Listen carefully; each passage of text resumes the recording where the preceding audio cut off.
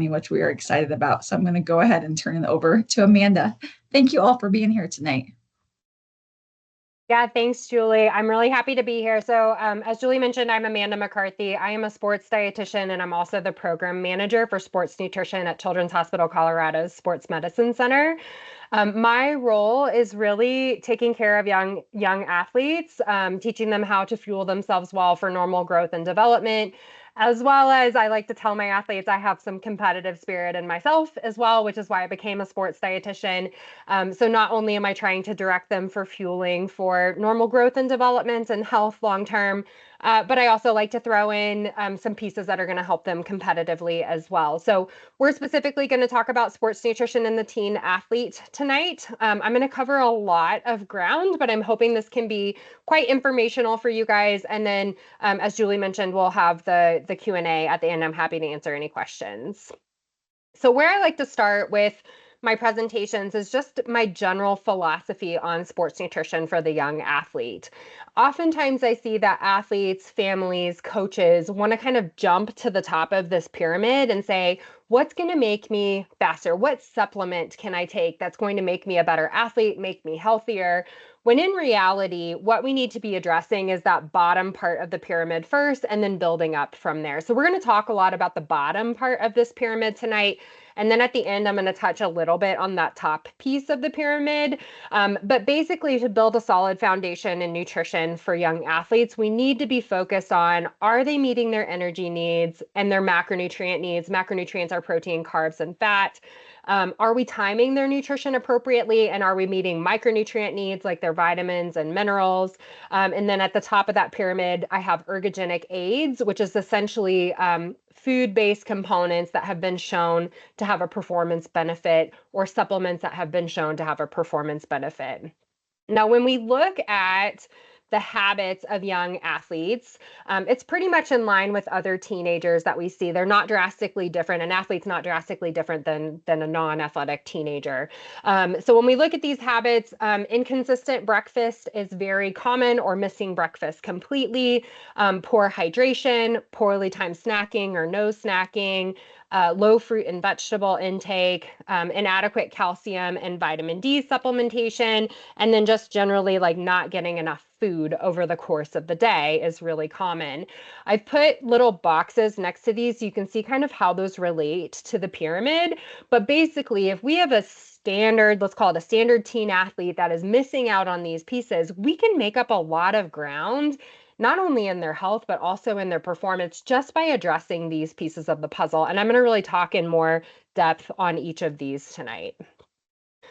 So when we start off looking at an athlete's nutrition needs, energy, total calorie need is always where I start. That is really the foundation of any diet. We need to make sure that we're getting enough calories plus protein, carbs, and fat to be meeting the needs of the athlete. If we're not doing that, then we are interrupting normal growth and development, and we're absolutely not going to be performing our best. So the chart that I've put up here today is the recommended dietary allowance for athletes. This is very general, so it's only an estimate. And the numbers that you're seeing in the chart is for just low activity level. So like going to school, hanging out with friends, like no organized sports. So if you can see, for our males between the ages of 15 and 24, I know it's a little bit beyond our age range, but basically our older teenagers, about 3,000 calories per day is normal low activity energy needs. And if you have a boy in that age range, I'm hoping you are seeing that amount of energy go into their body and are like, holy cow, this human can eat a lot. Females, a little bit lower, but still pretty high energy needs, around 2,200 calories, again, is a low active energy level. And if you look to the right of that, where I've put my estimates, I'm seeing with activity, depending on the amount, the duration, the intensity of the activity they're doing, I can see male athletes anywhere from that 3,000 level all the way up to 6,000 calories a day, and female athletes anywhere from 2,200 up to about 4,000 is pretty common. I've seen female athletes even be a little higher than that. So basically, teen athletes have really high energy needs.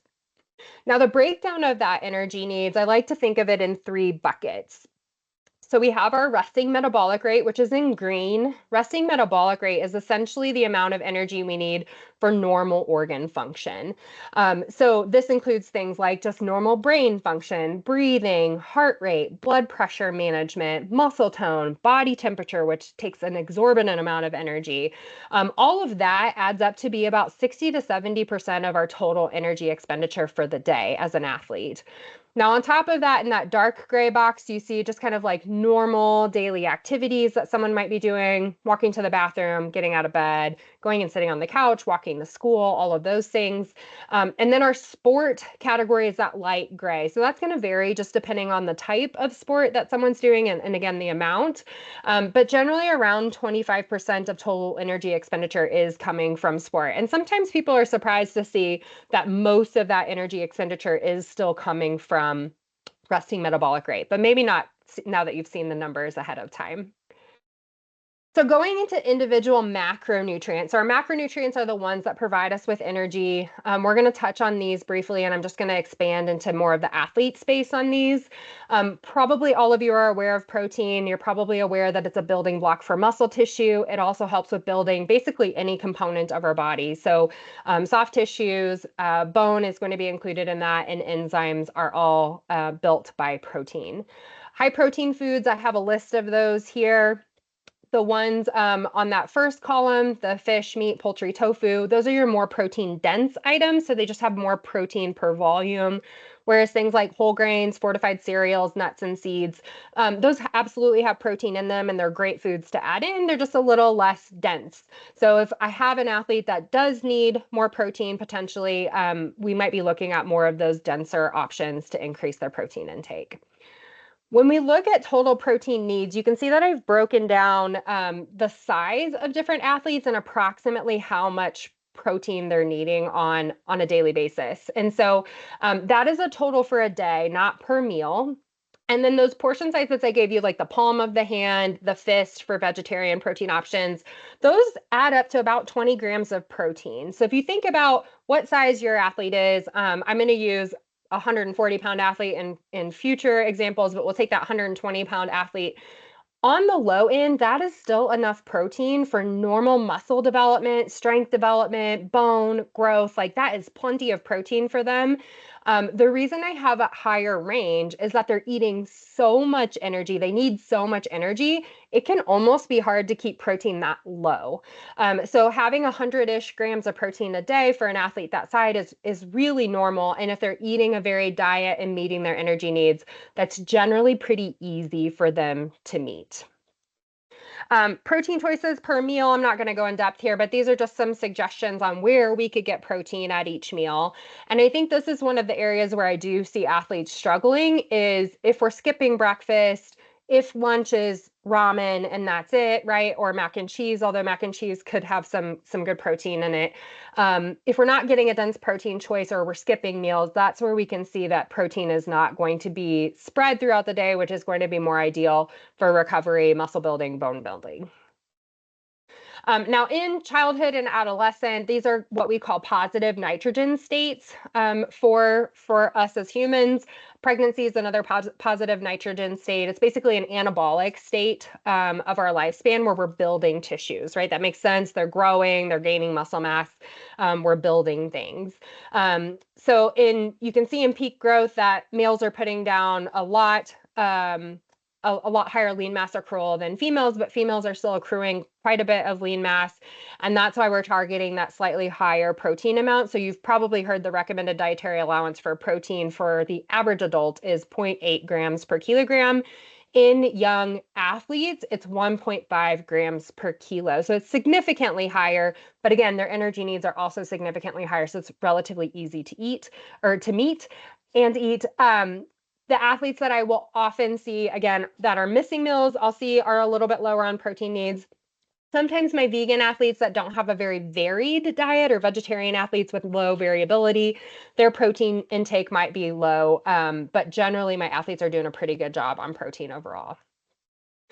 In the same vein as protein, I like to focus on a amino acid called leucine. Amino acids are building blocks to protein. You may have heard of them before. Leucine is just one in particular that turns on anabolism in the body. So from a recovery athlete standpoint, this is a really important one to be incorporating. So foods you can see on this table, you can see kind of total protein content, you can see portion size, and you can see leucine content in that third category there. So our target per meal is really that 2 grams of leucine at each meal. And then post-workout is another important time to have that leucine content. This is only a small snippet of this whole table, but foods that are going to be highest in leucine are going to include meats, fish, dairy products, and then soy products. Those are really your most bang for your buck. While a vegetarian or vegan athlete could eat nuts after a workout and get enough leucine, it's going to be something like 2 cups of nuts, if I'm remembering correctly, which that's a lot of nuts and that's a lot of energy, and they're probably not going to be hungry for a meal after that, right? So if we think more in what makes sense for the meal, what makes sense to make sure we're meeting our nutrition needs totally, those 4 foods I mentioned are going to be a little bit easier to hit that leucine target, especially if you've got like a snack after a workout. Okay, moving on to carbohydrate next. I would argue that carbohydrates is one of the most important nutrients for young athletes. This is the brain's favorite nutrition source. So the brain prefers to run on carbs. You're going to have better focus, better attention if you're eating adequate carbohydrate. Same thing, the body's preferred fuel source for high intensity activity and endurance activity is carbohydrate. It's a clean burning nutrient. So the byproduct of carbohydrate metabolism is water, whereas other nutrients have other byproducts that are secreted after they've been metabolized. So we want to make sure athletes are getting plenty of carbs. These also provide lots of vitamins and minerals for them to meet their very high nutrition needs. And high carbs foods are all over the place and they're relatively varied. So that's going to include a wide variety of fruits. That's going to include all of your grains, all the way down to things like desserts, sweet foods, sports drinks. All of those are going to contain carbohydrates. So we'll see a variety of those foods incorporated into the diet to meet the athlete's carb needs. So when we're thinking practically about carbohydrates being added onto an athlete's plate, it should generally be somewhere between 30 and 50% of the plate. For total energy needs, we're trying to get about 50% of our total calories from carbs specifically.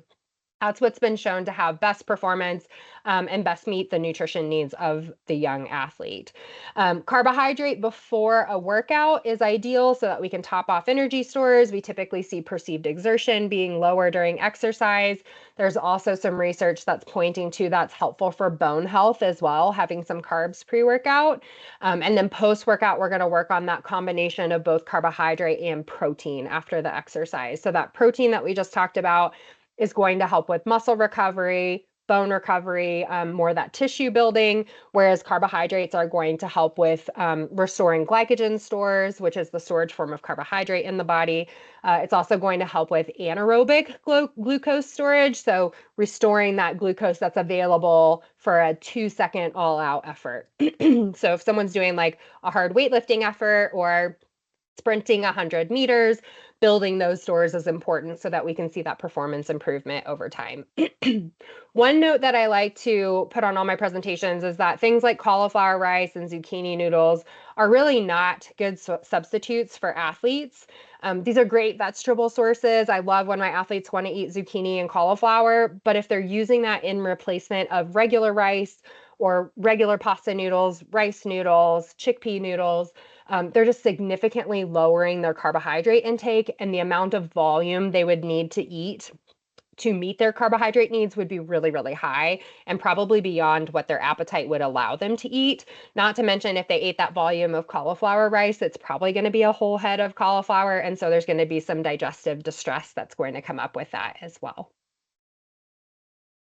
From a carbohydrate standpoint, we see in teens that their anaerobic carbohydrate utilization is less efficient than in adults. And so we'll continue to see their power and top end speed improving as they're getting older.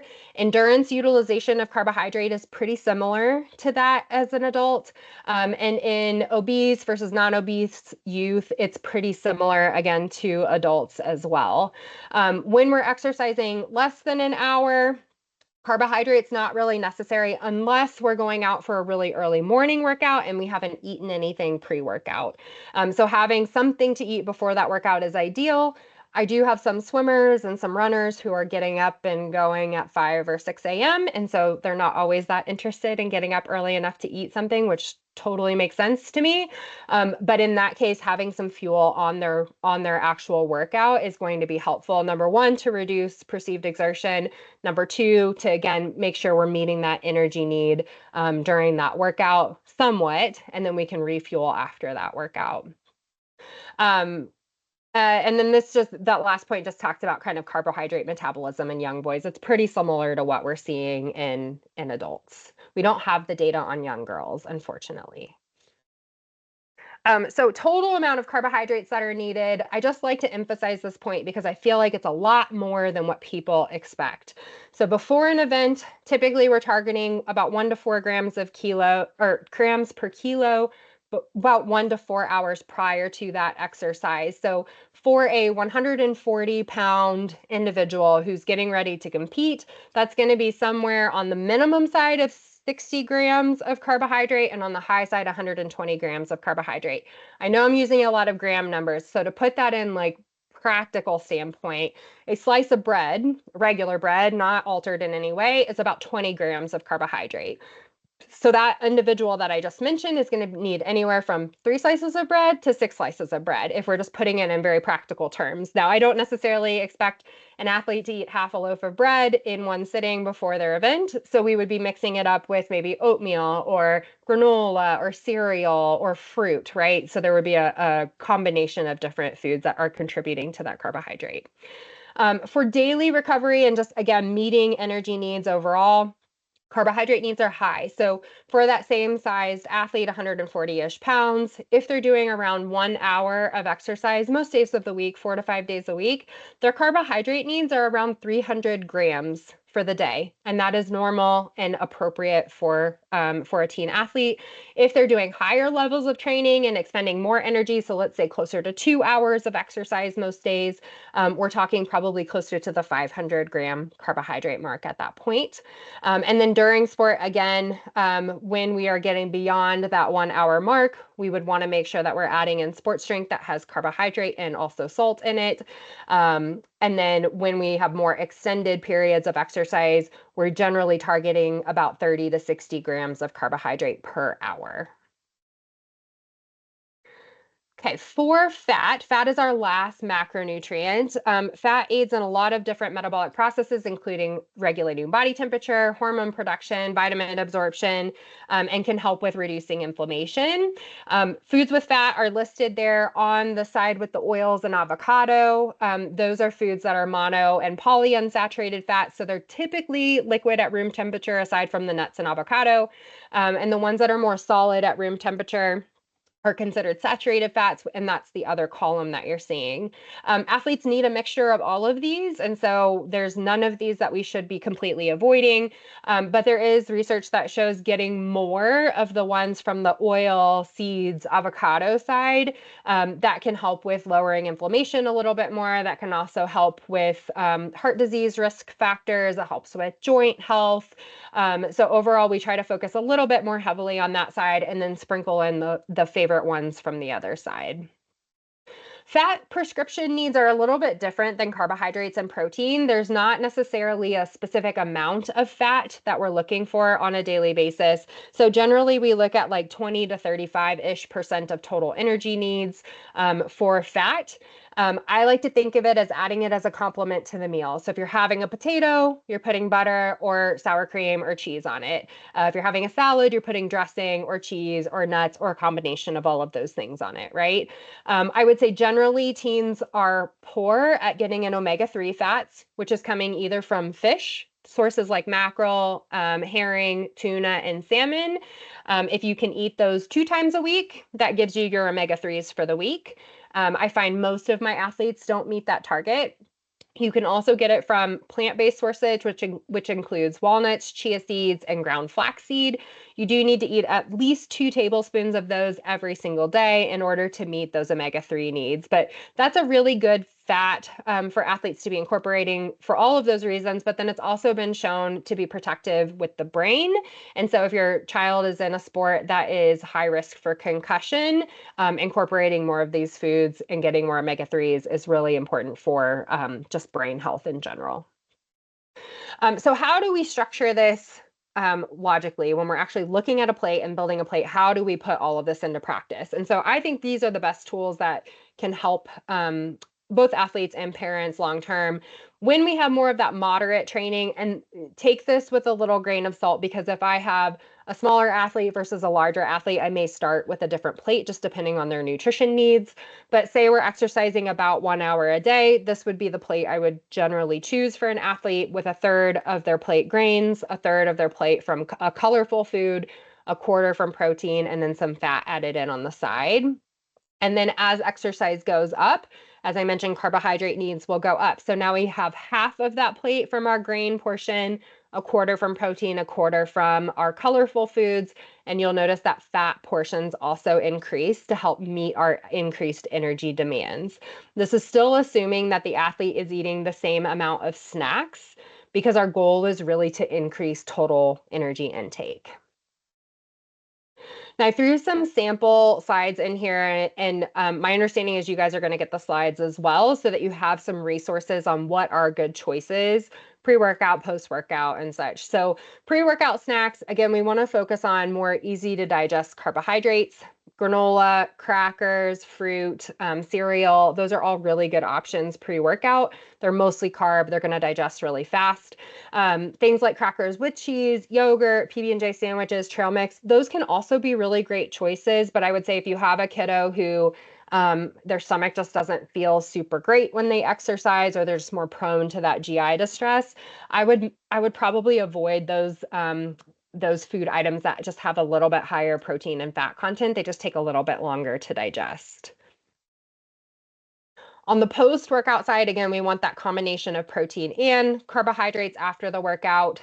This could be a snack post-workout, or it could be a meal if they're coming home from practice.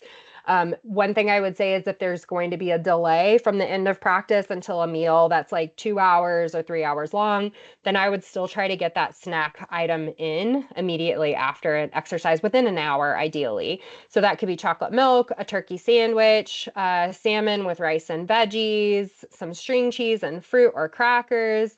Any of these options could be great options to meet both of those needs. And then if we look at the sample menu here, you can see that I tried to keep it really simple from a food choice, so that hopefully it's mostly teenager accepted here. And this is just one sample plan. And to be perfectly honest, the portions are a little trivial, because it's gonna change based on the athlete, their sport, and how much energy they need. But generally, toast with peanut butter, Greek yogurt, and granola in the morning. Maybe a deli meat wrap with apples and chips on the side for lunch, a banana and granola bar pre-practice, chicken Alfredo with salad and garlic bread for dinner, and then some nuts and berries before bed snack. So hopefully this seems like something that's relatively doable. It doesn't have to be a crazy meal plan to be able to meet the nutrition needs of our teen athlete. So what does poor fueling look like? I get asked this question quite a bit. And one of the things I'm really looking for is the athlete meeting their daily nutrition needs? And if they're not, then I have lots of questions and probably some adjustments I'd like to make. So the categories that I typically see athletes fitting into are, they are backloading their nutrition intake, they're underfueling, they're restricting their food intake, or they tons of fast food for all their meals, right? So with a backloading type of fueling pattern, I see kind of a standard practice where athletes aren't eating breakfast because they're in a hurry to get out the door. They're having a pretty small lunch. They're not having a snack before practice, and then they're starving, right? And that makes total sense. and they eat a boatload of food at dinner and they eat a boatload of food after dinner because they are starving. And it's good that they're eating that amount of food because they are hungry and they need to be meeting their energy needs, but we can make a lot of adjustments to this, which is going to help them have more energy during the day. It's going to help them recover from exercise better. It'll help them play better during their sport or run better, whatever their sport is. And they should feel a lot more comfortable by the time they're actually going to bed at night. For my underfueling athlete, it's kind of similar to backloading, except they don't backload. They just eat small portions all day long. There can be a variety of reasons why this is happening. Sometimes athletes' hunger cues are poor, and so we need to work on just getting them to consistently fuel more adequately. Sometimes there's intentional restriction going on where an athlete doesn't want to eat too much for fear of what happened with their weight. But this is putting an athlete at pretty high risk of injury long term, and we're going to talk about that in a minute. But we would correct this by adding more fuel across the day. A restrictive eating pattern is when an athlete is cutting out one nutrient group or one whole food group. So hopefully you can see from that pattern there that the athlete has lowered their carbohydrate intake pretty significantly, replacing regular pasta noodles with zoodles, doing mostly protein foods and fats throughout the rest of the day. They may be meeting their energy needs, but without that carbohydrate, again, the brain is having to change the way that it processes fuel, which can be really hard for concentration and focus. And there has been a correlation with low carbohydrate diets on increased bone risk factors, so increased risk of stress fractures. And there's been correlations with that in irregular menstrual cycles in female athletes too. So low carbohydrate diets leading to periods of amenorrhea or lack of a menstrual cycle, so hormone adjustments. Finally, for fast food, pretty straightforward. They're just eating fast food at each meal. And so we get worried that they're just not getting enough variety of nutrients, specifically colorful foods, specifically fiber from whole grains. And so I absolutely don't mind if my athlete is eating out. I think that's pretty expected with the type of schedules that they have, but we need to be bringing some foods from home, or we need to be intentional about the restaurants that we're choosing so that we can get a wide variety of foods incorporated. Okay, moving on to hydration. Water is another essential nutrient, and our bodies are anywhere from 60 to 70% water, which is pretty incredible when you actually think about it. We're mostly liquid. Fluid sources that I like athletes to be choosing are things like water, sparkling water, unsweet black and green tea, or milk. Things like black coffee, sports drinks, sweetened beverages, diet drinks, juices, all of those can be incorporated in. I just ask that my athletes don't drink those the majority of the time. That's something like fun and delicious that they want to add in. The only drinks I ask my athletes to avoid are energy drinks and alcohol. Alcohol hopefully is pretty straightforward, has no benefits from it for performance or for health, whereas energy drinks, the labeling on energy drinks used to be that they were all labeled as supplements. We'll talk about that in a little bit, but that's not ideal. Now they've moved to more food-based labeling. Caffeine is disclosed on the label, but a lot of them still have pretty high caffeine levels. The American Academy of Pediatrics recommends that all teen athletes have 100 milligrams or less of caffeine a day. Most of them have about 200 milligrams of caffeine. Often they will contain banned sources of stimulants. There's a popular one in particular that contains guarana, and that one is banned at the collegiate level for high-level athletes. And then they often will contain really big doses of vitamins in them as well, which athletes don't need. And so the risk of an athlete taking this and then going into a high stress situation on their body when they're playing sports is not worth it. And so my question is always to ask the athlete why they're drinking those. And if they feel like they need a pickup from the stimulant, we really need to investigate what's going on with their nutrition, what's going on with their sleep and their recovery. And if all of that is looking pretty good, which usually there's some adjustments we can make, then we can go towards more natural sources like tea or coffee or some dark chocolate to get some caffeine in. So how much water do athletes need? You've probably heard the general like half your body weight in ounces. That's a good rule of thumb for an inactive person. And when we start to add exercise on, adding somewhere between 10 and 30 ounces per hour of exercise is appropriate. If an athlete is really working on that 30 ounces per hour, they don't need to drink all of that during practice, but it should be generally, if they drink 16 ounces during practice, they should be replacing with an additional 16 ounces after practice. A really simple tool is just have them look at their pee when they're going to the bathroom throughout the day. Ideally, their pee would be at a level 3 on this chart or higher. So a 1, 2, or 3 is considered hydrated. When we start to get lower than that, that darker urine is indicating that we're less hydrated, which is normal for a first morning urine or right after a multivitamin. But if it's happening all day long, they're probably just not very well hydrated.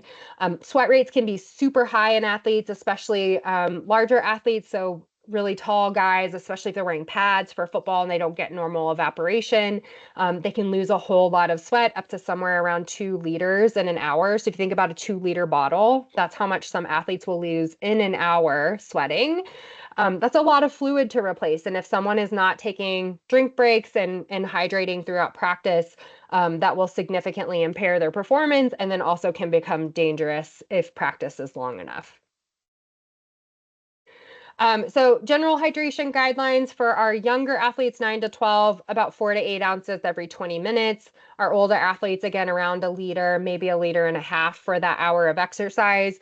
I don't expect that athletes are going to start drinking that during their exercise immediately, but working to replace that after exercise and working on sips of fluid during exercise is important. And then on the bottom, those guidelines for during exercise hydration type. Again, water under an hour is great, unless it's maybe competition or an all-out effort, and then sports drink is appropriate. If we're over that hour mark, then we're going to switch to sports drink. If we're over the hour and a half mark, then we're going to be really intentional about making sure we're getting a specific amount of carbohydrate in to sustain activity.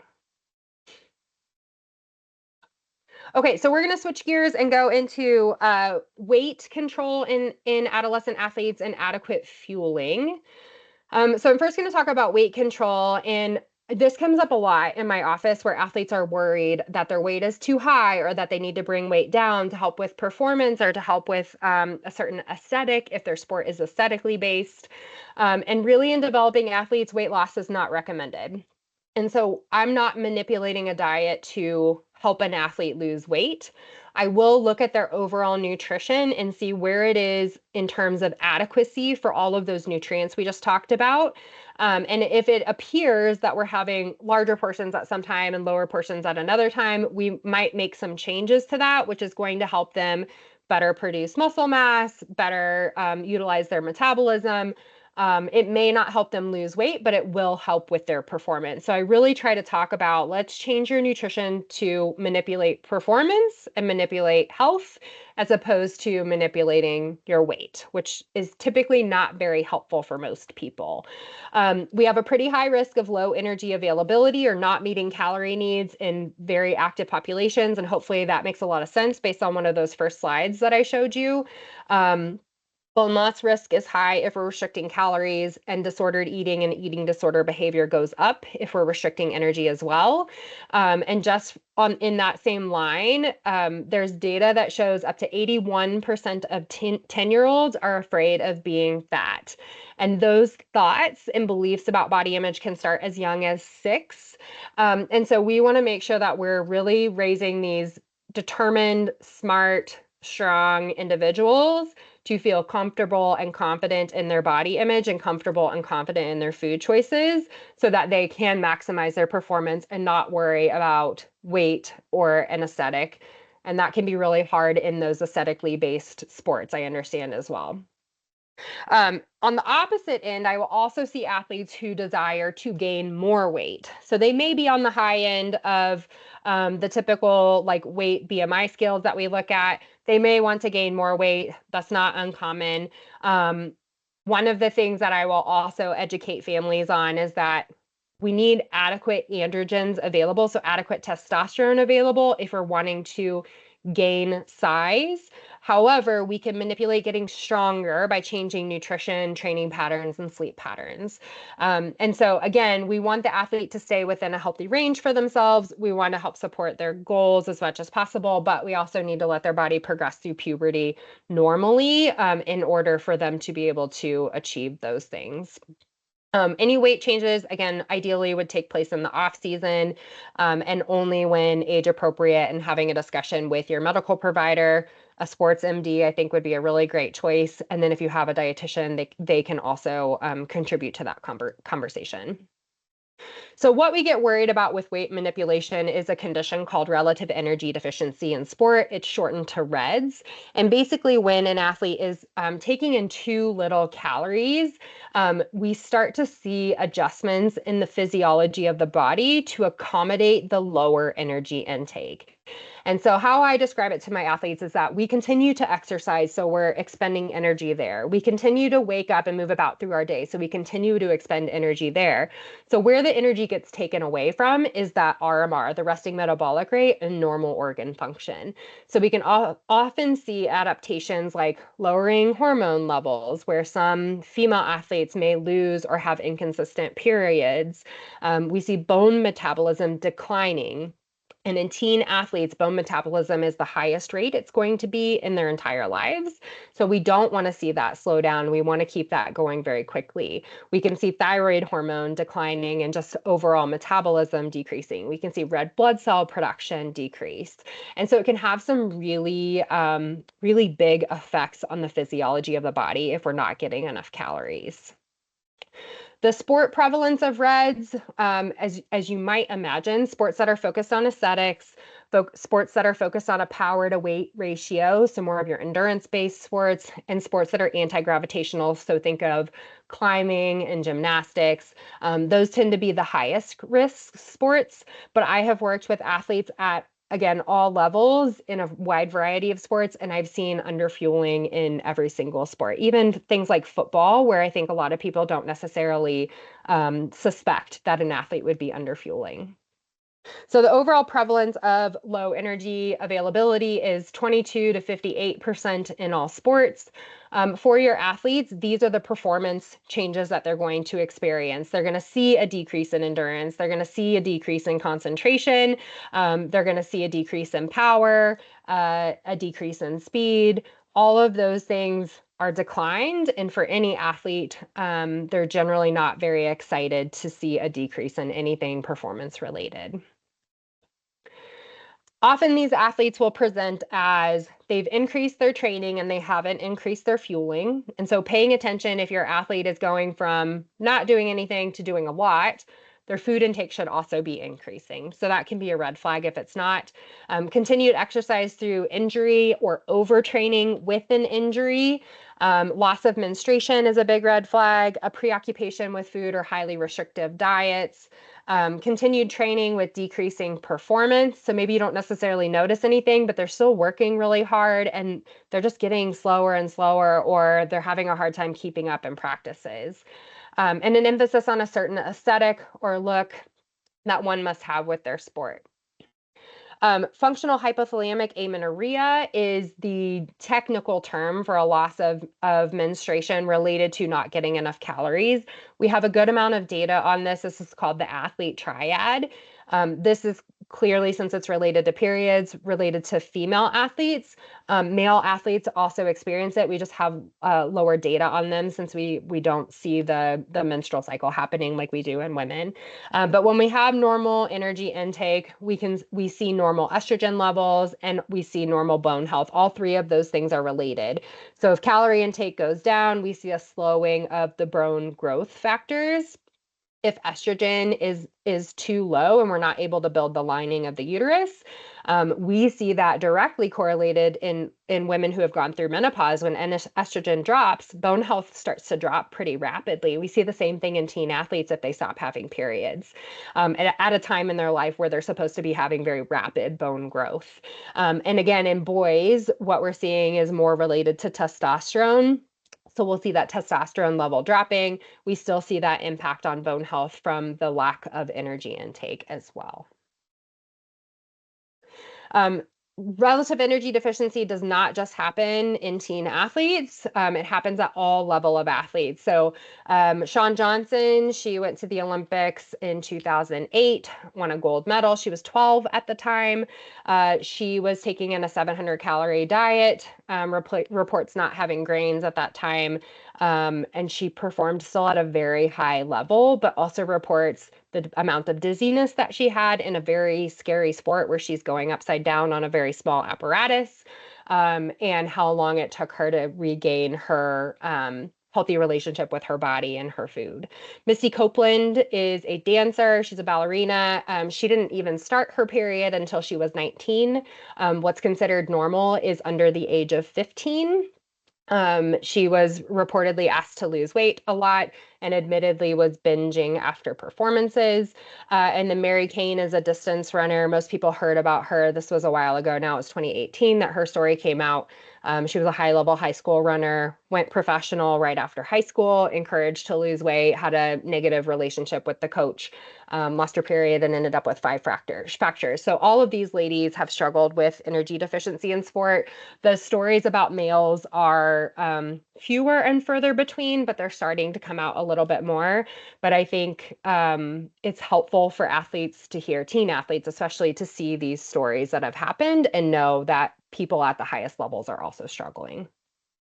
So low energy availability exists on a spectrum from just underfueling. So like that athlete I said that just doesn't get normal hunger cues. They're not taking in enough, but they don't mean to not take in enough. That's a pretty, for the most part, easy case to fix. To disordered eating, where an athlete is maybe experimenting with some fad diets, they're intentionally restricting their food or changing their food for whatever reason. To a full-blown eating disorder where we would include diagnostic criteria for anorexia or bulimia. All of these are treated similarly in that we need to probably increase and regulate their food intake so that they're meeting what they need for their normal exercise output. But the amount of people involved in the team and the approach are all going to vary slightly. Development, I like to talk about disordered eating and eating disorders in sports because athletes just have a higher risk than the normal population. As I mentioned earlier, athletes, especially high-level athletes, tend to have some of the personality traits that do put them at higher risk for eating disorders. So they tend to be very determined. They tend to be able to move through pain at a higher rate than most individuals. They tend to be very independent and strong-willed, all of which are great traits to be a high-performing athlete. And also, they can be great traits to restrict food and maintain discipline with food and potentially get a little too niched in with food, right? So it's important just to pay attention and again, make sure that we're supporting our athlete to include all foods in their diet and have that healthy relationship with their body as they're continuing to move forward with their performance. Okay, last slide that I have on weight. I love this graph. This study was done a few years ago at this point, but this study was done on the top 100 runners in each event across the world.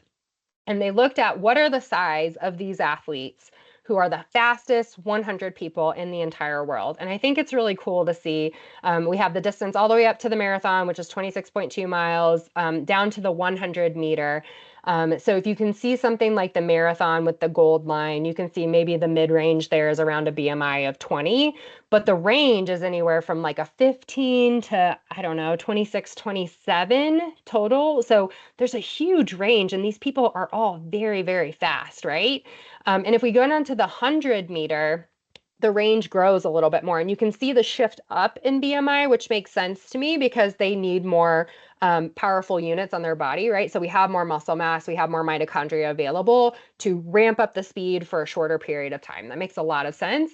But again, the range is huge. So maybe a 17, 18 on the low end, up to a 31, 32 on the high end. So I like to show my athletes this to say, like, look, these people are all incredibly fast and they're all different in size. We're not seeing everyone just kind of narrow into one specific area. Obviously, there's peaks, but there is a big range there too. And we're talking the highest level performers in the world, which is pretty incredible too.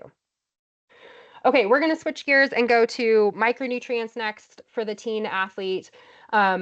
From a bone health perspective, we talked a lot about this, I feel like already, but calcium and vitamin D are going to be incredibly important.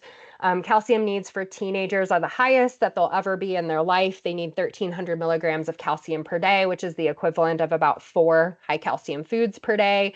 I see often in my teen athletes that they're moving a little bit away from dairy milks and going more towards non-dairy alternatives, which can be fine, but they're not all equal. Dairy milk is naturally high in calcium, plant-based milks are not. And so we need them to be fortified if they're using that as their calcium source. So making sure you're looking at the label on your milk, make sure it has 30% or 300 milligrams minimum of calcium in it, if your kiddo is going to be using that as their calcium source. Vitamin D, lots of athletes are not adequate in vitamin D. We can see this being linked to muscle pain, bone pain, muscle weakness, a slower rehab rate. We consider lots of things when we're looking at vitamin D, and it can be helpful to get blood work done, and we make adjustments on supplementation if needed at that point. But generally, just adding in those beverages that are high in calcium. Often they're also fortified with vitamin D, so you can look for that as well. Vitamin D foods include things like egg yolks, which have a little bit of vitamin D in them. The best vitamin D source is salmon. And so if your kids like salmon, like you're in a good spot, just serve it to them more often for sure. Food sources, we just talked through this. The other ones I didn't mention are tofu and edamame are great sources of calcium for our vegetarian vegan athletes. And then green leafy vegetables. I'm seeing this comment pop up, more sushi, absolutely. Green leafy veggies are also another good source. It is 2 cups for one high calcium food. So a lot of my athletes are like, oh, I eat greens, so that's good for calcium. We're talking like half a tub of one of those big things of spinach a day to meet your calcium needs. So I don't think that's the most effective way to get all of your calcium in. Iron is another super important nutrient for growth, development, and athletic performance. Post-puberty females, so those who are menstruating, have high needs at around 18 milligrams per day. Vegetarian and vegan athletes also have higher needs. They need about 1.8 times what an omnivore athlete needs, just because of the amount of fiber and phytates and other food substances that they're taking in from a vegan and vegetarian diet. They just don't absorb the iron as well as athletes who are getting more of an omnivore diet. So their needs are very high. Things like meat, fish, those type of proteins are very high in iron, and it's the most absorbable form of iron in the body for our bodies. But things like whole grains, fortified cereals, beans, legumes, nuts, green leafy vegetables, seeds, those are all really good sources as well. I would say generally the kids that I see that have the best iron profiles are getting adequate energy intake, and they also often eat fortified cereal on a pretty regular basis. I feel like that's one of your best bangs for your buck from an iron standpoint. Adding things that are high in vitamin C has been directly correlated with higher iron absorption and higher iron stores. So adding oranges to breakfast or lemon on your chicken at dinner, strawberries with lunch, all of those are really efficient ways of adding a little bit more iron absorption, at least, to your day. And finally, from a micronutrient standpoint, potassium and folate tend to be lower in our teens, especially teen athletes as well. And just getting a higher dose of antioxidants can be helpful for them because of the higher amounts of damage they're putting their body through. Exercise is damage. That's how we build it and get it stronger. That's how we get better at our sport. But we also want to make sure we're addressing that through our diet. Most of my athletes are not getting enough fruits and vegetables. Targeting 3 pieces of fruit per day and 2+ cups of veggies per day is generally what I want them to be doing. That can feel like a really overwhelming number to an athlete who is not even getting 1 piece of fruit a day or 1 vegetable a day. And so what I encourage my families to do is start by adding 1, right? So if we can get 1 banana in a day, if we can get 1 apple in a day, if we can get 1 serving of spinach in a smoothie a day, that is a really big start. And then if we can kind of start to build on that over time, it's huge. If your athlete is dealing with pickiness and just needs exposure to things, working with a dietitian can be really helpful to kind of triage that. And often there's other support people that can help with those things too. Overconsumption of fruits and vegetables does happen and often leads to underconsumption of total energy intake. So I typically see grains and fats being underconsumed if I'm seeing really large portions of fruits and veggies. So I'm talking like if an athlete's having a really big salad at lunch, awesome, glad you're getting lots of veggies in. But if you're not adding quinoa or beans or corn or rolls on the side to that, you're not getting enough carbs. And it would be really hard to get enough calories out of that unless you're adding a lot of different fats and those carbohydrates in. So it's all about balance, right? So too much fruits and veggies can actually be a bad thing for athletes, but at least getting that five-ish servings a day is what we're really trying to target. Okay, finally, I'm going to talk a little bit about supplements, and then we can open it up for questions from there. Supplement use in athletes, young athletes, is quite common. The tricky thing with supplements is that supplements are not regulated in the United States. And so if you pick up a supplement label and you're not seeing any of these additional little marks that I have added to my slide on there, there is no way to tell if what is on the label of that supplement is actually what's in the product.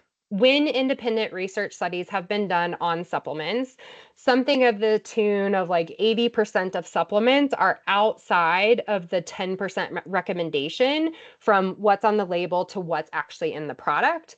And there's a high amount of contamination in three types of supplements specifically, which can be more commonly used in sport.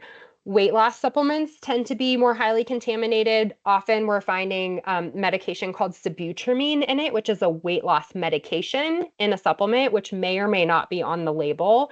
Muscle building supplements are often contaminated and can have pro-hormones or other banned substances in them. And then sexual enhancement supplements are also often contaminated. So these are our three highest risk categories of supplements. And as you can imagine, for young athletes, the muscle building supplement can be quite popular.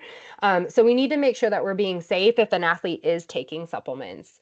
So my recommendation is always if an athlete's wanting to take something, hopefully they're discussing it with their parent first, or they need to be talking to their pediatrician or better, a sports doctor.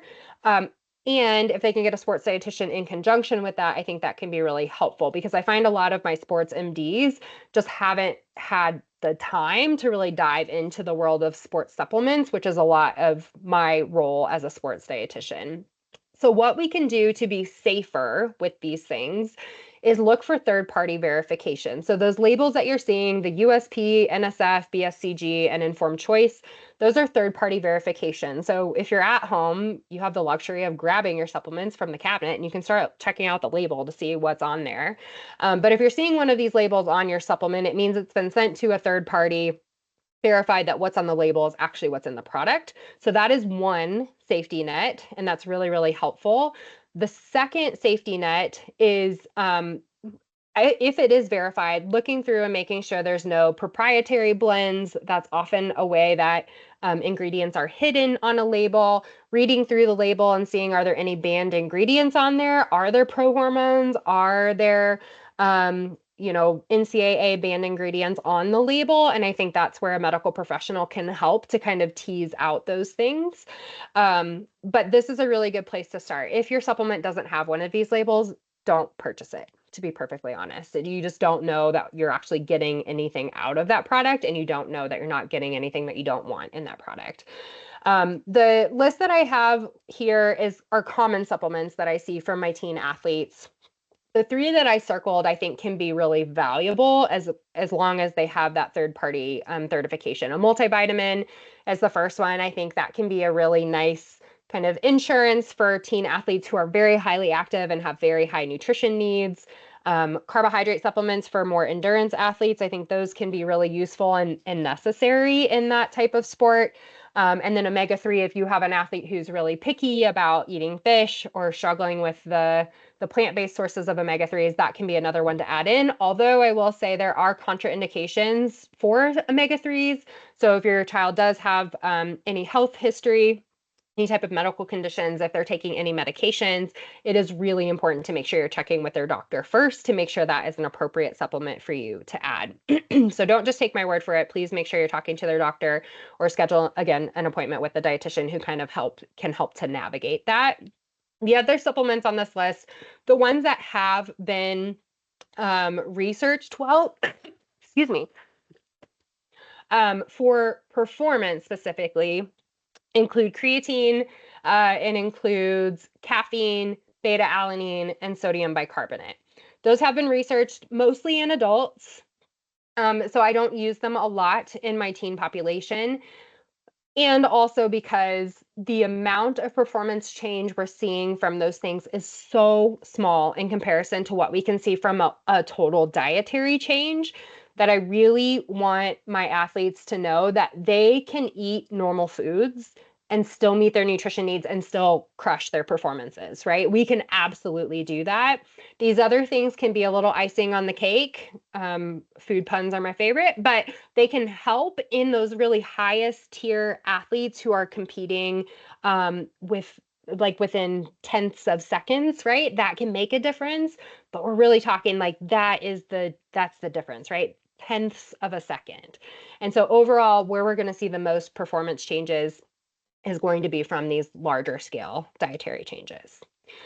So I will go ahead I'm just going to do a little summary here, just to kind of keep you in line with all that information. So basically, we're encouraging regular balanced meals for athletes, 3 meals a day, 1 to 3 snacks a day. Definitely a snack before we exercise, definitely a snack afterwards if dinner or whatever meal is going to be more extended. 3 to 5 fruits and veggies per day, 4 high calcium foods per day. Focus on foods with high iron content.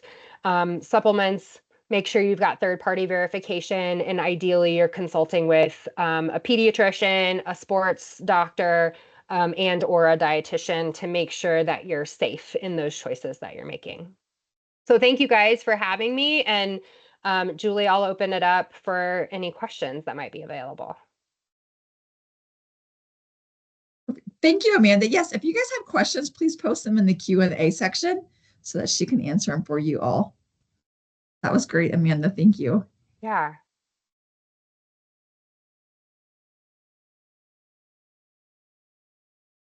Are in the chat. If you can't access the Q&A, you can also post it in the chat. And then also we posted a survey too, and that just really helps us with future parent academies. And then the questions come up a few times about the slides. We will post the slides along with the recording in about a week on our District 20 website under the parent academies. But please just post. If you have questions, just put them either place in the chat or the Q&A if you have any questions for Amanda.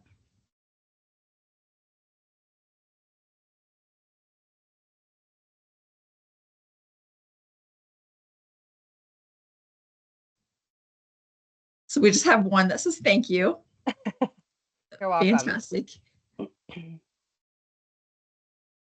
My kids have GI problems and we avoid, sorry, I don't know if you can see that one. I see it. My kids have GI problems and avoid eating before competitions. Is this bad? Any way to provide food without upsetting the stomach? This is a tough situation, and I do have a lot of athletes who experience that.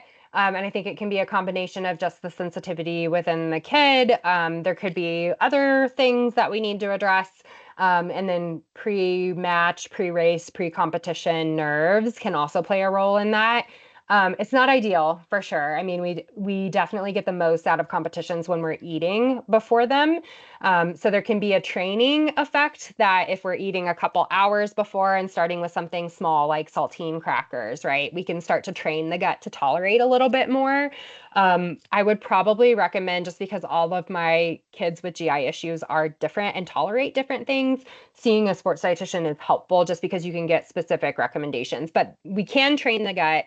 And yes, ideally, we would train it so that we can tolerate something before competition and they will feel better. And we might be able to actually improve their gut symptoms as well. Okay, next question. You're welcome, Amanda. You're welcome, Linda. Steph. Wrestler. Yep. I love my wrestlers. Next question was, what about multivitamins? Should I look for a third-party verification? Yes. So on multivitamins, you're going to see that USP symbol. So the black with the gold. But yes, you do want third-party certification on those as well. They're generally less risk, I will say, but I've seen multivitamins that have caffeine added. I've seen multivitamins with herbals. And that study I was quoting about the 80% misinformation on the label, that was specifically in supplements that have herbal ingredients. So I would definitely look for USP on multis.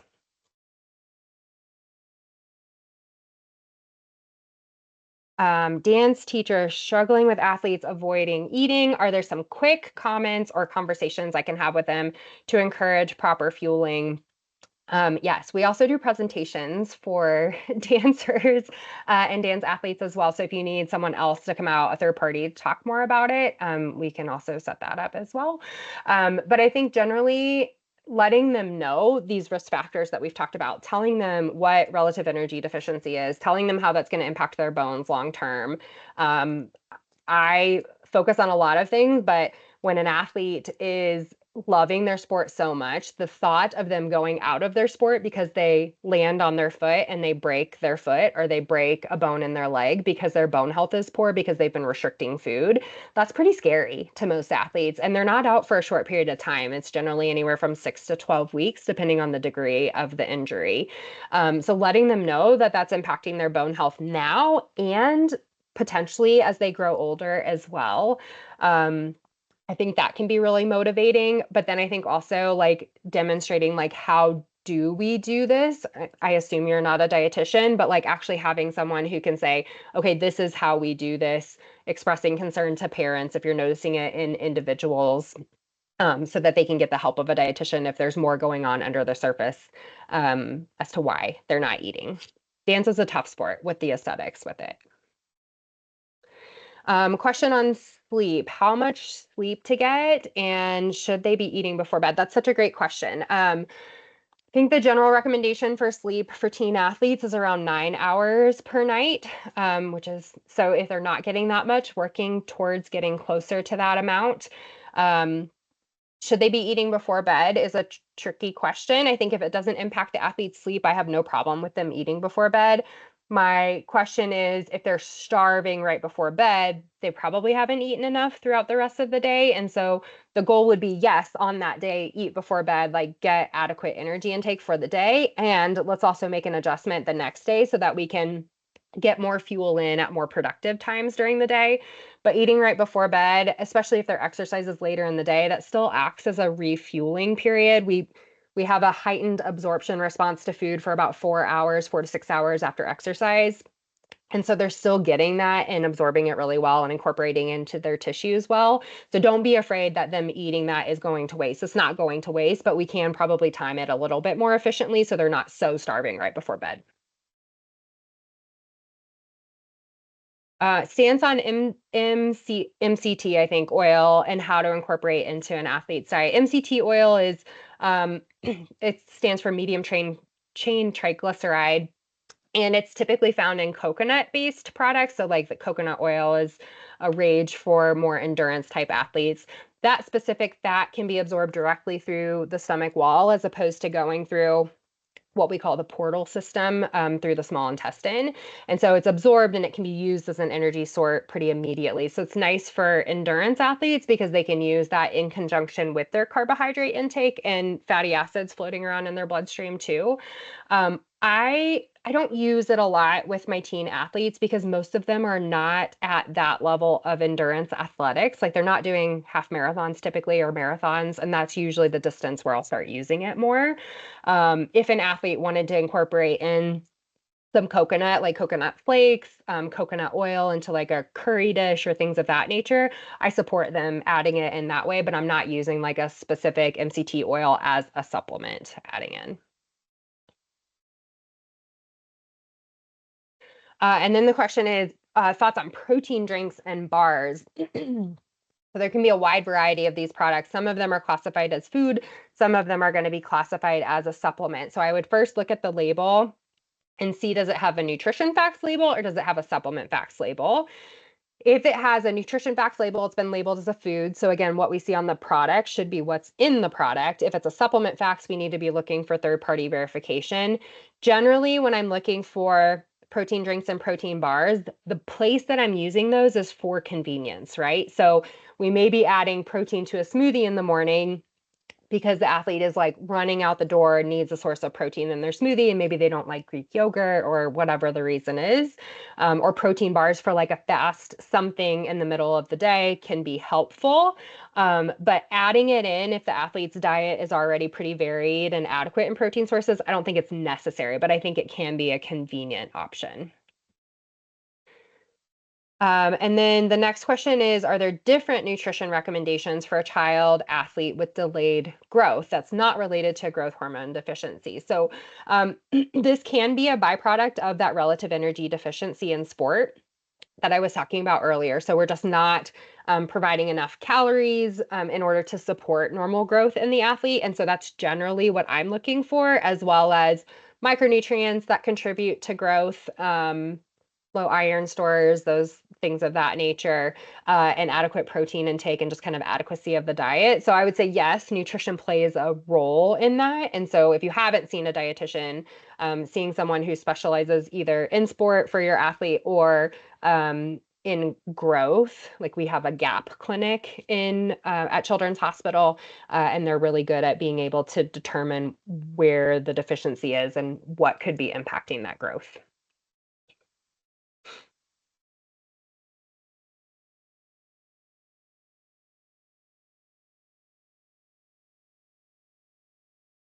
Any other questions before we wrap up? I think that might be. Okay.